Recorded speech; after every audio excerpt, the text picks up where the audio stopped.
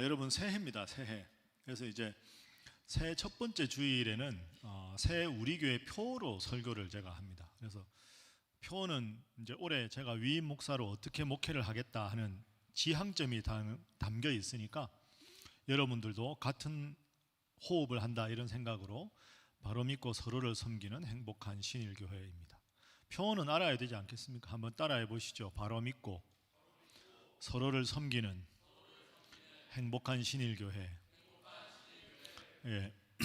우리가 보통 다 교회 다니는데 건강한 교회, 저 교회 참 좋은 교회다 하면 5가지가 잘 돼야 건강하고 좋은 교회입니다. 이 5가지가 예배, 교육, 선교, 봉사, 교제 이겁니다. 예배, 교육, 선교, 봉사, 교제 이 5가지가 잘 조화로우면 건강한 교회고 그 중에 뭔가가 조금 부족하면 아직 보완해야 될 점이 많은 겁니다. 그래서 제가 우리 신일교회에 와서 교회 표를 어떻게 정하냐 하면 늘 요 5가지 예배를 기본으로 하고 교육 2년, 선교 2년, 봉사 2년, 교제 2년 이렇게 돌아갑니다. 그러니까 작년하고 재작년은 우리 교회가 지역 봉사의 해였습니다. 예배, 교육, 선교, 봉사니까 그렇게 2년간 좀 중점적으로 하고 올해하고 내년은 교제입니다. 교제는 그냥 세상에서 하는 말로 사귄다, 만남, 교제, 친교, 영어로 펠로우십이니까 그런 의미로 생각하면 되겠습니다. 교제는 2가지가 있습니다. 하나님하고 내 관계, 이것도 교제고 나와 너, 너에는 가족도 되고 청년도 되고 여러분의 학교 친구, 직장 동료도 되겠죠. 그러니까 먼저는 하나님하고 나의 관계를 바로 세워야 나와 너의 관계가 바로 된다. 이게 첫 번째죠. 그러니까 하나님하고 나의 관계를 바로 세운다. 내가 하나님 앞에 어떤 존재인가를 잘 알아야 된다. 그래서 여러분도 아시는 대로 제가 올해 이제 1월 1일 송구영신 예배 드릴 때부터 느헤미야 특별 새벽 기도회를 하는 이유가 여기 있습니다. 교제회를 시작하면서 하나님과 나의 관계를 바로 세우자. 그래서 2월 올해가 29일까지 있죠. 주일 빼면 딱 52일입니다. 느헤미야가 예루살렘 성벽을 세운 게 52일이 걸렸으니까 우리도 마음에 성벽을 하나님 앞에 나의 스스로의 부족한 모습을 잘 보완해서 성벽을 세우자 해서 느헤미야 특별 새벽 기도회를 합니다. 여러분 하고 있습니까? 네. 선물 뭐 줍니까? 청년부는? 박 목사님 선물 뭐 줍니까? 청년부 아직 비공개입니까? 뭐 줍니까? 모릅니까? 알겠습니다. 그럼 저도 모르는 걸로 하겠습니다. 처음에 우리가 할 때는 에어팟을 하자 이랬는데 우할 게 아니야. 청년부가 우리 에어팟 다 있다 그 정도는 에어팟 정도는 거의 다 있어서 별거 안 하겠다 이래가지고 그래라고 하지 마라 그러면 그 지금 그에 준하는 다른 선물을 준비하고 있습니다. 늦었다 생각할 때가 제일 빠를 때니까 혹시 좀 그런 분들은 개근상이 있으면 정근상도 있지 않습니까? 꼭 있다는 건 아니지만 하여튼 여러분도 열심히 이 기회에 상품의 눈이 어두워서라도 하나님 앞에 좀 바로 세우는 일에 집중을 하시면 좋겠습니다. 이게 첫 번째 차원이고요. 2번째는 나와 너의 차원이죠. 그래서 이제 하나님 앞에서 내가 바로 믿고 하는 것이고 나와 너의 관계는 서로 섬기는, 그래서 바로 믿고 서로 섬기는 신일교회가 되자. 이게 이제 올해와 내년에 지향하는 목표입니다. 그래서 여기에 대해서 여러분들과 잠깐 말씀을 좀 나누어 보겠습니다. 먼저는 바로 믿는입니다. 바로 믿는. 여러분이나 저는 하나님을 믿는 거죠. 근데 믿는데 바르게 믿는 게 필요합니다. 여러분 사실은 우리 주위에 이단이 많잖아요. 이단. 기독교 계통에 이단이 많죠. 하나님의 교회, 신천지 이런 데 많은데 그 이단에 빠진 사람들이 열심히 믿습니다. 너무너무 열심히 믿니다. 근데 그들의 문제는 뭐냐 하면 믿기는 열심히 믿는데 열심히 특심인데 그게 바른 방향이 아니라는 거죠. 잘못된 방향으로 열심을 품고 있으니까 위험하게 되는 겁니다. 그럼 바르게 믿는다는 건 뭐냐? 내가 믿는 하나님에 대해서, 내가 읽어야 되는 성경에 대해서 바르게 정확하게 알고 바르게 마음에 새기고 바르게 실천하는 것까지가 바르게 믿는 게 되겠죠. 그래서 이제 그 일에 여러분이 집중하면 좋겠다. 그래서 제가 여러분들에게 바로 믿는 신일교회 성도가 되기 위해서 두 가지를 제안을 하겠습니다. 올 한 해 청년 여러분들도 바로 믿는 여러분이 되려면 이 두 가지를 좀 제안을 잘 좀 살펴서 실천하면 좋겠다 싶은데요. 첫 번째는 성경을 좀 열심히 읽어보십시오. 성경이 뭐냐? 저는 성경은 인생 사용 설명서라고 생각합니다. 쉽게 생각하면. 그러니까 목사라서 내가 교회 다녀서 성경을 읽는 게 아니라 여러분이나 저나 인생을 한 번밖에 못 살잖아요. 근데 다른 사람의 인생의 조언이 의미가 있긴 한데 그 사람 인생이랑 내 인생이 또 달라요. 그분은 그분의 삶이 있는 거고 나는 내 삶이 있잖아요. 그리고 인생을 두 번, 세 번 산 사람이 없어요. 여러 번 살아서 시행착오를 다 겪은 사람이면 우리가 조언을 듣는 게 의미가 있는데 어차피 한 번 사는 인생이고 그분이 젊을 때 살았을 때와 여러분이 지금 살아가는 건 시대가 다르잖아요. 그러면 조언은 어차피 한계가 있을 수밖에 없습니다. 그러면 성경이 뭐냐? 성경이 하나님께서 수없이 많은 사람들에게 인생의 바른 지침을 그건 잘못된 것이다, 돌아서라, 그거 훌륭하다, 계속해라, 이 지침서가 성경이라고 생각합니다. 그래서 여러분 올 한해 성경을 열심히 읽어보십시오. 인생을 어떻게 내가 살아야 할까에 대한 지침서가 성경이다. 핸드폰 다 갖고 있잖아요. 우리 목사님들도 보면 핸드폰 이런 거 셀폰 할 때 얼리 어답터가 있어요. 그러니까 저는 아이폰을 쓰거든요. 저는 제 자의로 아이폰을 쓰는 게 아닙니다.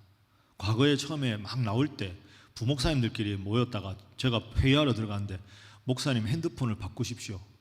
아직 안 바꾸십시오. 아 그래? 신일교회 목사님이 이렇게 구닥다리를 쓰면 안 됩니다. 뭘 써야 되냐? 그러니까 아이폰으로 바꾸십시오. 아이폰 모델하고 우리가 알아서 해줄 테니까 카드만 주십시오. 그래서 제가 카드를 드리고 그분들이 가져왔습니다. 제 핸드폰을. 그래서 제가 아이폰을 그때부터 쓰거든요. 여러분 잘 보세요. 여러분들은 아이폰이나 뭐 갤럭시나 잘 쓰겠지만 잘 쓰려면 가전제품을 사거나 핸드폰을 사면 제품 설명서를 정확하게 읽어야 돼요. 죄송한데 여러분은 잘 쓰겠는데 여러분 부모님들 잘 쓰는 분 별로 없죠. 맨날 최신형 사는데 핸드폰 받고 걸고 문자 보내고 카메라 사진 찍고 요 네 가지 외에 쓸 수 있는 게 없어요. 가끔 옆에 있는 여러분 같은 친구가 너무 핸드폰을 잘 쓰면 야 어떻게 너 이렇게 잘 쓰냐?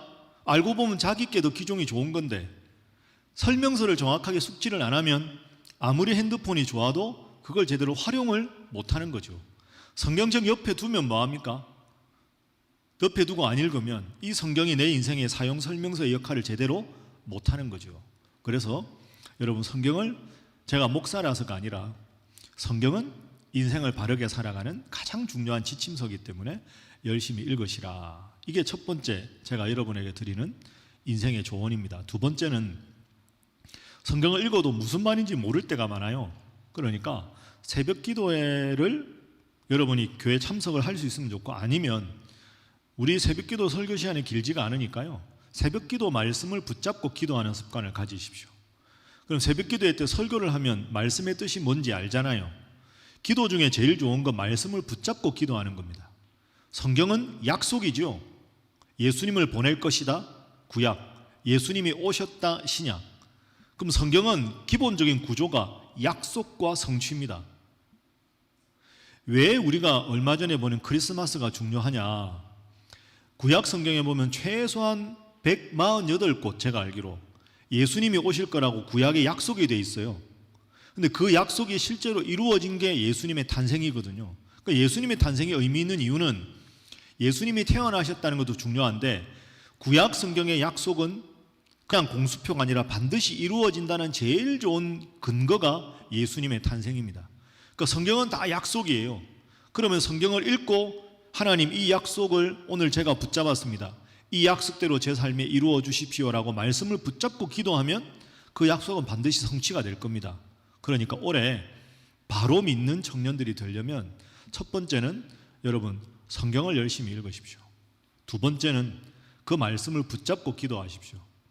그게 개인차가 다 있어서 힘들면 우리 교회 말씀과 함께 프로그램은 그냥 매일 따라가면 3년의 성경을 일독하게 되어 있습니다.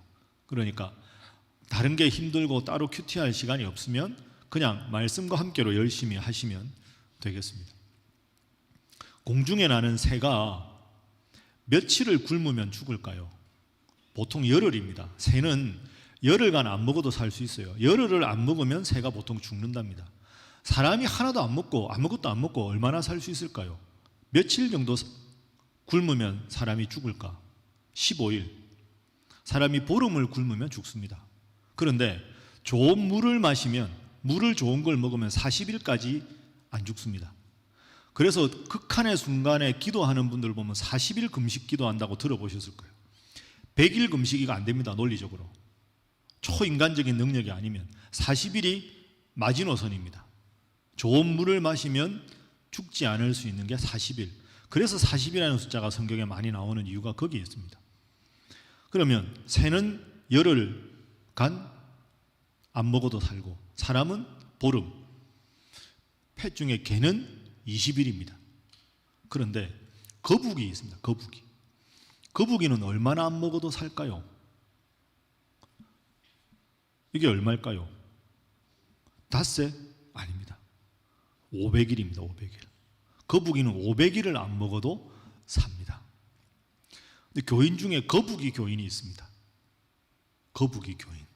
성경을 옆에 놓고 한 번도 안 읽고 주일날 먼지 털고 왔다가 또 덮어놓고, 그러니까 거북이보다 나아야 될 텐데 성경 안 읽고 옆에 놓고 있는 그 거북이 교인이라고 됩니다. 여러분, 거북이보다는 최소한 인간인데 좀 나아야 되지 않겠습니까? 그러니까 올해 새해 시작한 지 얼마 안 됐으니까 우리 새벽 기도를 통해서 여러분 열심히 말씀을 읽고 말씀을 붙잡고 기도하는 그런 멋진 여러분들이 다 되시면 좋겠습니다. 제가 이렇게 하면 가만히 있고 절대 안 할 것 같으니까 옆에 분들과 인사를 잠깐 하겠습니다. 성경 좀 열심히 읽으시기 바랍니다. 한 번 더 하겠습니다. 기도도 열심히 하시기 바랍니다. 그러니까 바로 믿고는 기도하는 것, 성경 읽는 것, 이 두 가지가 중요하다. 두 번째는 서로를 섬기는 교회인데요. 서로를 섬기는 교회. 서로를 섬기는 것. 여러분들끼리도 서로 잘 배려하고 섬기는 것. 우리가 지금 드리는 예배가 구약 성경에는 제사라고 되어 있습니다. 하나님 앞에 드리는 제사가 신약의 의미로는 예배입니다. 그러니까 제사와 예배는 원리는 같은 거죠. 근데 이제 구약 성경을 읽어보면 하나님이 나한테 제사를 지내라 하고 5가지 제사를 알려주십니다. 번제, 소제, 화목제, 속죄제, 속건제. 이게 이제 상황에 따라서 속죄제를 드릴 때가 있고 화목제를 드릴 때가 있고 다 다른데, 오늘 우리가 드리는 예배하고 제일 밀접한 제사가 화목제입니다. 화목제는 말 그대로 화목입니다. 화목. 그 영어로 하면 peace offering입니다. 평화의 제사. 그러니까 화목제라는 건 왜 우리 예배랑 비슷하냐 하면, 여러분 생각해 보세요. 논리적으로 우리가 교회에서 배운 거, 하나님은 우리의 아버지고 우리는 하나님의 자녀인데, 그러면 원론적으로 보면 부모와 자녀가 가까워야 되잖아요. 그런데 아버지 하나님이 제일 미워하는 게 뭐냐 하면 죄입니다. 죄. 그런데 우리는 하나님의 자녀인데 다 죄를 지어요. 여기에 우리 인간의 고민이 있는 거죠. 하나님하고 내가 가까워야 되는데, 그래야 하나님 뜻대로 살고 하나님이 내 기도를 들어주실 텐데, 하나님하고 내가 가까워야 되는데 하나님이 제일 싫어하는 게 죄인데 우리는 죄를 지어요. 가까워질 수가 없는 거예요. 안 지으면 되지 않나? 안 지을 수가 없어요. 우리가 약해서. 그럼 안 지으려고 노력해도 계속 죄를 지을 수밖에 없어요. 그러면 하나님이 강저편이고 우리가 강이편이면 넘을 수 없는 갭이 있는 거예요. 이게 불화의 상태지요. 이게 기독교에서는 죄라고 이야기합니다. 내가 그런데 이 강을 넘어갈 수 없어요. 내가 내 마음대로 의지로 노력한다고 죄가 없을 수 없잖아요. 예수님이 왜 왔느냐? 성경적으로 생각해 보면, 여러분, 높은 지위에 있는 사람과 낮은 지위에 있는 사람이 서로 다투었어요. 그러면 밑에 있는 사람이 죄송합니다 한다고 되는 게 아닙니다. 위에 있는 사람이 용서를 받아줘야, 사과를 받아줘야 관계가 회복이 됩니다. 그러니까 하나님하고 우리하고 관계가 깨졌으면 내가 노력한다고 되는 게 아니고 하나님 편에서 해결을 해야 됩니다. 그래서 하나님이 예수님을 보낸 거죠. 저 인간들은 죄 안 짓고 못 사니까 너의 이름으로 기도하면 내가 죄를 용서해 주겠다. 그 예수님이 십자가에 죽으시고 내 죄를 대신 지고 가셨다 하는 말은 강저편에 있는 하나님과 강해편에 있는 우리 사이에 넘을 수 없는데 다리, 브릿지가 예수님이 되어주셨다. 그래서 여기서 이 다리를 통해서 하나님께 갈 수 있다. 그래서 예수님을 통해서 하나님과 우리 관계가 화목하게 되었다. 그 화목제가 중요한 거죠. 성경 구절 하나 볼까요? 자, 여러분 화면으로 로마서 3장 25절 한번 보십시오. 위에 노란색으로 되어 있는 부분 있죠. 자, 저 부분 세 번째 줄까지만 읽어봅니다. 시작.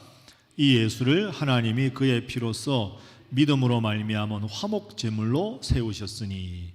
그러니까 하나님과 우리 사이에 화목하게 하는 제물로 예수님이 오셨다. 그러니까 여러분 예배당에 오면 첫 번째 중요한 건 기뻐야 합니다. 예배를 드릴 때 앞으로 꼭 기억할 두 가지 중에 첫 번째는 기쁘고 감사하게 예배를 드려야 됩니다.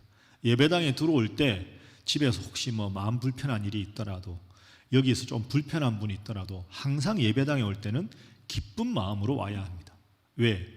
내 인생의 제일 심각한 문제가 죄인데, 죄 때문에 관계도 나빠지고 죄 때문에 지금 전쟁도 생기고 죄가 모든 문제의 근원이잖아요. 그걸 해결을 하나님이 해주셨다는 기쁨을 안고 예배당에 오니까 예배는 무조건 기쁘고 감사하는 마음으로 오셔야 합니다. 그러니까 저는 그래서 청년부 예배가 참 의미 있다고 생각하는데요. 오늘부터 여러분 혹시 다음에 여러분 청년부 예배 드리다가 11시 반 요 전에 3부 예배를 오늘부터 바꿨습니다. 우리 교회 예배는 아주 전통적이죠. 1부, 2부는 전통적인데 3부 예배 시간에 여기 이제 박성호 목사님하고 이게 태극이하고 이렇게 싱어들 나와가지고 막 청년들 여러분들처럼 박수도 치고 일어서서 예배 시간에 찬송을 부릅니다. 오늘 제가 유심히 봤는데요. 대부분 좋아하시는데 어떤 분들은 뭐가 이런 게 있나 이런 어르신들도 있습니다. 자꾸 말씀을 잘 들여서 바꿔야 되는 거죠. 예배는 기쁘고 감사하게 드리는 겁니다. 그러니까 엄숙하게 예배를 드리는 게 틀린 게 아닙니다. 엄숙하게 드릴 때는 엄숙하게 드리고 경건하게, 박수치며 할 때는 박수치고 하고, 아니 기쁜데 감사한데 억지로 그냥, 어떤 교회는 그런 교회가 있습니다. 설교 시간에 절대 아멘 안 하고요, 찬송 부를 때도 박수 절대로 안 칩니다. 막 아멘 하는 사람이 옆에서 무슨 저랬어, 아주 이렇게 경멸하는 듯이 바라보는 그런 교회도 있습니다. 그 교회 문화는 저는 틀렸다라고 보기보다는 고지식한 편견이라고 생각합니다. 예배는 뜨겁게 찬양하며 할 수도 있고요, 조용하게 침묵을 할 수도 있습니다. 그러니까 우리 교회 예배 보면 찬송가 멜로디에 따라서 박수 치면서도 하고, 예배 시간에 통성기도도 할 수 있고, 얼마든지 기쁨과 감사를 표현할 수가 있어야 되는 거죠. 그러니까 앞으로 여러분들 청년부 예배 드릴 때도 그렇게 하시고, 혹시 작년 예배 3부 예배 왔는데 막 박수 치고 이러면 여러분이 분위기를 확 끌어가지고 더 뜨겁게 박수를 좀 치고 좀 그렇게 해주셔도 좋습니다. 앞으로 예배는 더 다양하게 드려야 된다. 이게 첫 번째고요. 두 번째는 화목제에서 제일 중요한 게 하나 있습니다. 화목 제사니까 제사는 제물을 하나님 앞에 올려드리는 거 아닙니까? 근데 그 제물을 어떻게 하느냐? 자, 예를 하나 들어보죠. 레위기 7장 15절 화면 한번 보십시오, 여러분. 이게 화목제를 드릴 때 하나님이 명령을 한 겁니다. 화목제라는 제사를 드릴 때는 반드시 이렇게 해라. 자, 함께 읽어볼까요? 시작. 감사함으로 드리는 화목제물의 고기는 드리는 그날에 먹을 것이요 조금이라도 이튿날 아침까지 두지 말 것이니라. 아멘. 따라합니다. 감사함으로 드리는 화목제. 그러니까 번제, 소제, 화목제, 속죄제, 속건제 중에서 화목제는 언제 드리는 제사냐? 특별하게 감사의 제목이 있을 때 드립니다. 예를 들어서 내가 지금 엄청나게 건강이 나빠져서 갑자기 입원을 했는데 정말로 기적적으로 내가 병이 나았다. 특별한 감사잖아요.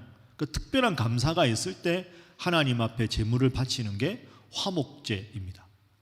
혹은 하나님, 제가 이제 신학교를 가겠습니다. 특별한 약속을 할 때 하나님 앞에 드리는 것도 화목제입니다. 그런데 방금 레위기 7장 15절에 하나님 뭐라고 하셨습니까? 자, 화목제, 감사 제목이 있어서 나에게 제사를 바칠 때 그 제물은 그날 다 먹어라, 이렇게 말씀하셨습니다. 다시 보십시오. 7장 15절 화면 다시 비춰주시죠. 이 앞에 7장 15절, 그날에 먹어라. 그날에 그날 먹어라. 그럼 화목제사를 지낼 때 제물이 뭐가 있을까요? 제물을 뭘로 하나님 앞에 드릴까요? 성경 좀 읽어라니까. 따라합니다. 소, 따라합니다. 양, 염소, 4번 비둘기. 이 4개 중에서 해당 안 되는 게 뭘까요? 소, 양, 염소, 비둘기 중에 화목 제물이 되면 안 되는 거.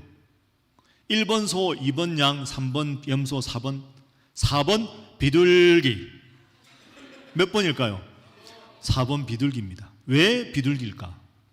그날에 먹어야 되는데 비둘기는 먹을 게 없거든. 비둘기는 조그맣잖아. 그래서 비둘기는 다른 제사에는 제물로 바치는 화목제는 안 바칩니다. 소, 양, 염소가 그 중에 대표적인 게 소입니다. 송아지 안 됩니다. 큰 소여야 됩니다. 소 한 마리 몇 킬로 나갈까? 소 한 마리 안 먹어봐가지고 소 한 마리가 몇 킬로 나갈까? 오, 맞아, 700킬로. 누가 700킬로 그랬노? 정육점 하나. 어떻게 잘 알아? 아까 3부 예배 반주팀 700킬로. 소 한 마리가 700킬로입니다. 큰 소가. 근데 하나님이 야, 특별한 감사한 제목이 있으면 나한테 제물을 바쳐라 하고 거기서 기름 같은 거 그거를 떼도 놓고 먹을 수 있는 모든 살코기는 화목제의 경우에는 하나님 앞에 태우는 게 아니라 나눠 먹어라. 이게 명령입니다. 야, 그 고기는 이튿날 두면 안 돼. 당일날 다 먹어. 만약에 하나님 앞에 특별한 약속을 했을 경우 그건 이틀 때까지 오케이. 3일째는 안 돼. 화목제는 무조건 그날 먹든지 그 다음날 먹든지 케이스에 따라서 둘 중에 하나입니다. 만약에 오늘 먹어야 되는데 내일까지 남겼다. 서원제라 이틀 먹어야 되는 3일째 남겼다. 그러면 남은 고기는 다 태워야 됩니다. 안 태우면 하나님이 그 제사를 안 받겠다. 그리고 그렇게 한 너에게 저주를 내릴 것이다. 그 정도로 그걸 당일날 먹으라고 했습니다. 소고기 700kg을 하루에 먹으려면 태거이 가능하겠나? 불가능합니다. 여러분, 소 한 마리를 누가 하루에 먹겠습니까? 온 가족이 들러붙어도 안 됩니다. 그럼 여러분, 이 성경이 쓰여질 당시가 얼마나 오래전인데 가난한 사람들이 소고기를 언제 먹어봤겠습니까? 그런데 예를 들어서 우리 동네 누군가가 특별한 감사의 제목이 있어 하나님 앞에 화목제를 드린다. 그날은 온 동네가 잔치하는 날입니다. 잘 됐다. 야, 오늘 화목제 드리고 나면 소고기 파티하겠구나. 이런 분위기가 되는 거죠. 그러면 우리 식구들만 먹으면 다 못 먹습니다. 못 먹으면 안 되거든요. 다 먹어야 되는데. 그러면 우리 동네 사람 중에서 나하고 좀 멀리 살아서 서먹서먹한 사람도 부르고, 지난번에 좀 다퉈가지고 말 안 하는 사람도 부르고, 다 불러서 전부 모여서 함께 소고기를 먹습니다. 여기까지가 화목제입니다. 그것까지가 예배라는 거죠. 그 여러분, 하나님의 마음은 이런 마음입니다. 야, 너희들 잘 봐. 나한테 감사한다고 그냥 이거 다 태울 거 아니야. 나한테도 감사하지만 감사의 제목은 서로 나누는 게 필요해.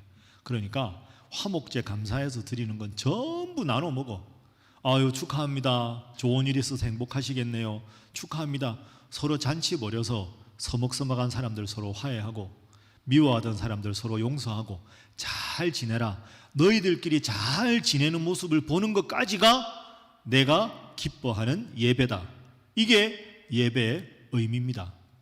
그러니까 여러분, 청년부 예배 드릴 때 새가족 나오면 인사하고, 군대 가는 친구 이렇게 축복하고, 속으로는 막 부글부글 끓겠지만 군대 간다고 머리 깎은 모습, 그거 해야 되는 겁니다. 예배에 그런 게 아주 좋은 겁니다. 그래서 작년 예배 때 제가 3부 예배 때 새가족 수료식도 하고, 물된 농산 2절 부를 때 서로 축복도 하고 박수도 치고, 그런 게 예배의 필수적인 요소지. 아니, 하나님 앞에 예배 드리는데 뭐 서로 박수치고 인사하고 해.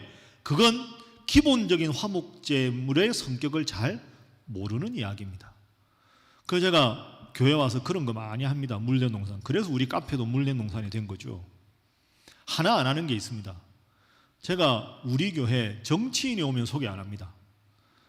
아, 우리 목사님이 정치인 목사님이 있는데 이름이 그분 말고 유력한 정치가가 오면, 가끔 그런 경우가 있어요. 뭐 이 지역의 국회의원 후보라고 예배 드릴 테니까 목사님 소개 좀 해주십시오. 이런 경우가 심심치 않게 있습니다. 그건 안 됩니다. 왜? 하나님 앞에서 예배자로서 서로 교제하는 거지. 우리 교회 출신 선교사님이 오랜만에 왔다. 하나님의 일을 하는 사람들을 서로 격려하는 거지, 유력한 정치인이라고 해서 이름난 사람이라고 해서 지위가 높은 사람이라고 해서 그분들만 소개하는 건 성경적으로 맞지 않습니다. 성도, 하나님을 믿는 믿음 안에서의 교제지 세상 속의 교제는 아닌 거죠. 그러니까 여러분들도 청년부 예배 드릴 때 서로 축복하고 서로 인사하고 서로 격려하고 하는 것은 참 맞는 일이다. 앞으로도 열심히 해 주십사. 이런 말씀을 드립니다. 이제 결론을 맺어보죠. 바로 믿고 서로를 섬기는 행복한 신일교회. 이게 오늘 우리가 1년 동안 기도해야 될 교회의 목표고 기도 제목입니다. 바로 믿고는 예배당 예배하고 더 밀접하게 연결되고, 서로를 섬기는 건 예배당을 나서서 하는 겁니다. 그래서 이런 말이 있습니다. 진정한 예배는 예배당 문을 나서면서부터 시작되는 것이다. 그러니까 지금은 바로 믿고 예배당 예배, 나가서 하는 것은 서로를 섬기는 건 삶의 예배. 예배당 예배와 삶의 예배 간격이 점점 좁아져서 여러분이 예배당에서 예배 드리는 이런 마음으로 나가서 부모님을 대하고 친구를 대하고 동료들을 대하는 것, 그게 예배 드리는 사람의 가장 좋은 태도라는 거죠.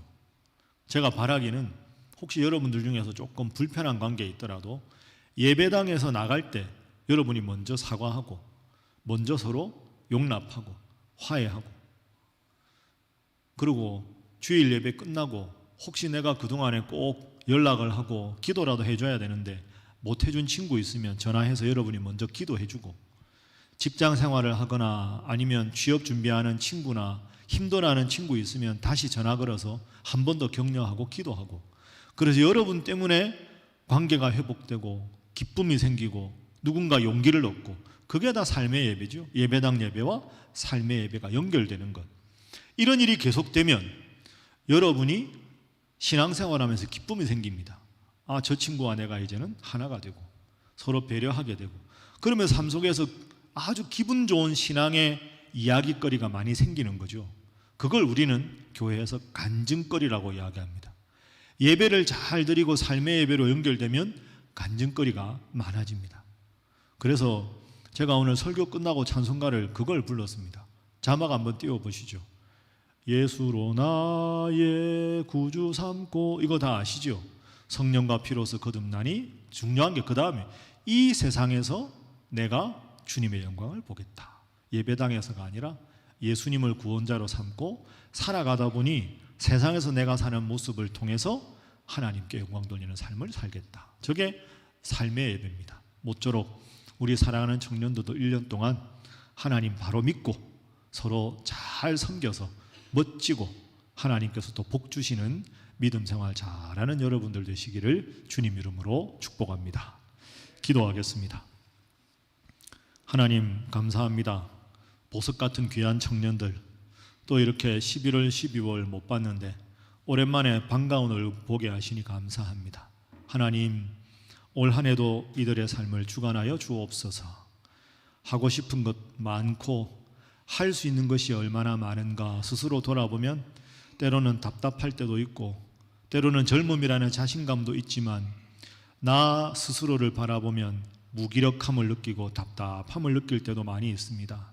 그럴 때 하나님께 기도하는 이들이 되게 하여 주옵소서. 하나님, 제가 앞으로 어떻게 살아야 합니까? 무슨 생각을 품어야 합니까? 어떤 삶의 태도를 가져야 합니까? 인생 사용 설명서인 말씀을 읽고 내 마음의 확신으로 다가오는 구절들을 붙잡고 열심히 기도해서 힘들고 어려운 세상에서 적은 나의 힘과 능력으로 살아가는 것이 아니라 위대한 하나님의 힘과 능력으로 살아서 하나님 때문에 내 삶이 즐겁고 행복하다고 고백하는 우리 청년들 되도록 인도하여 주옵소서. 이들의 삶에 늘 함께 해주시고 정말로 쉬고 싶고 이런저런 바쁜 일이 있지만 하나님 앞에 약속한 이 예배 시간 나와서 예배를 드리는 이 귀한 청년들 꼭 기억하시고 하나님 큰 은혜와 평강과 복으로 채우시고 역사하여 주옵소서. 수고하시는 전도사님, 수고하시는 우리 박진국 목사님 함께 해주시고 임원들 함께 하시며 특별히 이제 12일부터 18일까지 일본의 나가사키를 근거로 해서 비전 출입을 가는 모든 청년들 주님께서 눈동자같이 보호하여 주시고 가는 그 시간부터 돌아오는 그 시간까지 모든 일정과 모든 것 은혜 가운데 지켜주셔서 기대한 것보다 더 많이 배우고 느끼고 하나님의 은혜를 체험하는 시간 되게 하시고 함께하지 못하는 청년들은 그들을 위해서 배후에서 열심히 기도하는 하나 되는 청년들 되도록 인도하여 주옵소서. 올 한 해를 하나님의 능력의 손에 우리 청년부를 붙잡아 주셔서 주님 때문에 행복하고 즐거운 귀한 부서 되도록 역사하여 주옵소서.